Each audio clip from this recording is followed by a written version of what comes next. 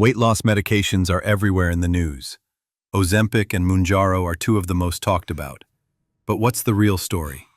Today we uncover what no one tells you. Ozempic is a GLP-1 receptor agonist, originally made for type 2 diabetes, but now widely used for weight loss.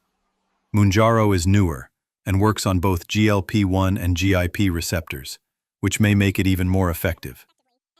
Studies show that people using Ozempic lose around 10 to 15% of their body weight, while Mounjaro can help people lose up to 20%. But these results only last if the medication is continued.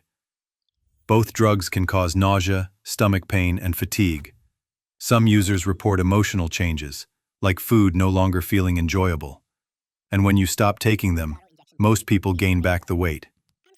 These medications are expensive.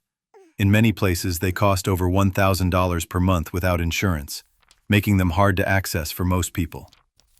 Ozempic and Mounjaro are powerful tools, but they're not magic solutions. Lasting results still depend on lifestyle changes, diet, movement, and healthy habits. So before you jump in, remember, these medications can help, but they also come with trade-offs. Always talk to a doctor, and think of them as just one part of a bigger journey toward health.